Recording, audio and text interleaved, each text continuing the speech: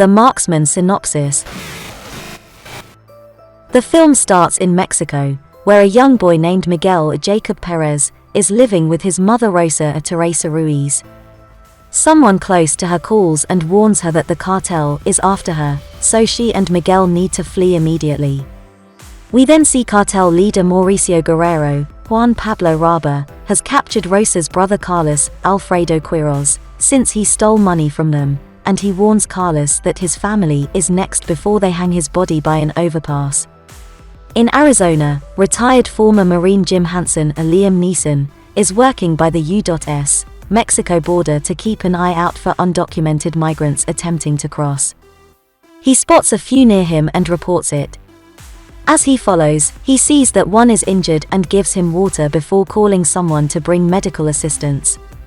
Jim's home is put up for foreclosure, and he doesn't have many work options. He lives alone with his dog Jackson, but his closest company is his stepdaughter Sarah Catherine Winnick, who is a police officer.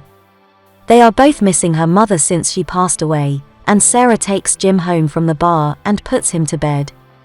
When Jim goes to the border the next day, he comes across Rosa and Miguel trying to make it past the fence once Mauricio and his goons make their presence aware.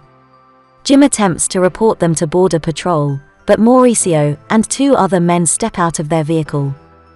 After realizing that they are a threat, Jim tries to have Rosa and Miguel hide, so Mauricio's guys begin to open fire. Jim returns fire and hits Mauricio's brother, killing him.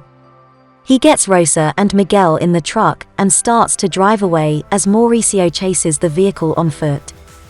Jim shakes him off and gets away. Mauricio then makes a call to reinforcements. After they get far enough, Miguel sees that Rosa was shot. Jim takes her out and lays her down as she is dying. She gives Jim a bag of stolen money and an address, requesting to Jim that he take Miguel to family in Chicago.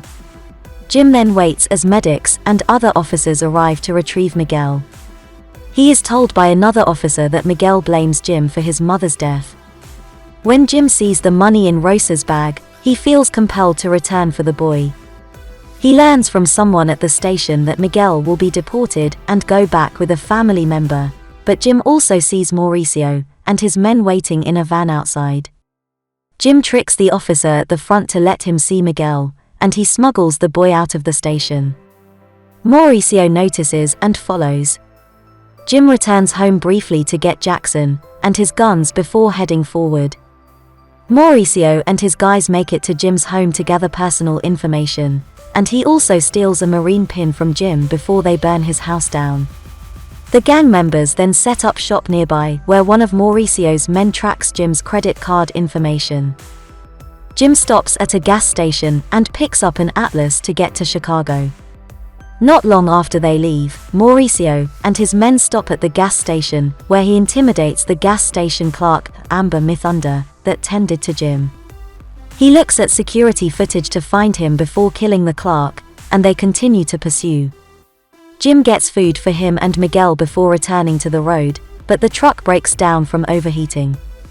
He stops at a nearby shop and uses money to get it patched while sleeping in the truck for the night. Miguel takes Jackson out for a walk and uses some money to get supplies. Sarah has also become aware of what Jim has done and contacts him to return Miguel, but he stresses that the situation is life or death. After returning to the road, Jim is pulled over by a trooper, Vic Browder, who asks him to step out of the vehicle after he confiscates his weapons. The trooper claims to want to talk to Miguel, but Jim notices the man talking on the phone to someone else. When Jim points this out to the trooper, he quickly realizes he is working under the cartel, and that he has sold them out. The trooper draws his gun on Jim, but Jackson bites his arm, and helps Jim overpower him. Jim knocks the trooper out and goes with Miguel and Jackson to hide as Mauricio and the others come by. After seeing that their targets have fled, he kills the trooper, and they take Jim's guns.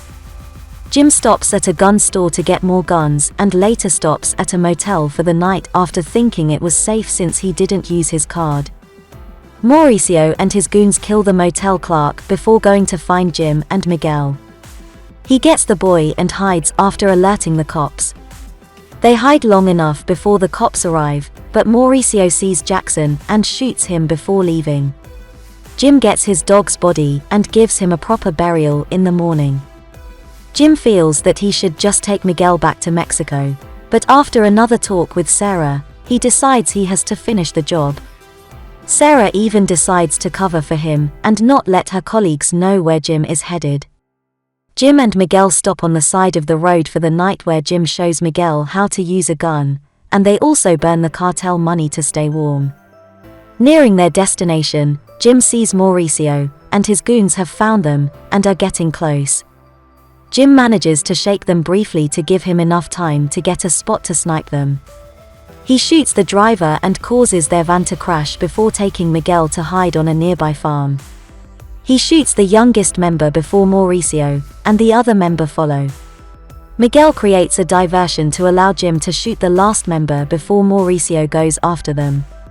He finds Miguel and holds him at gunpoint to lure Jim to him. He tells Jim he plans to recruit Miguel as a child soldier like he was, even trying to get Miguel to pull the trigger on Jim himself. Using what he learned from Jim, Miguel empties the magazine and has Jim fight Mauricio. He gets stabbed in the process, but when Miguel gets the gun, he hands it to Jim, and he shoots Mauricio in the stomach. He leaves him the gun with one bullet to give him his next choice. Mauricio gives Jim his medal back, and Jim and Miguel hear Mauricio turn the gun on himself as they leave. Jim walks Miguel to his family's house in Chicago, and they are elated to see him. Jim disappears and goes on a bus, where he notices the stab wounds again. He leans over and closes his eyes. Okay, if you like this video, don't forget to click like and comment down below. See you in the next video.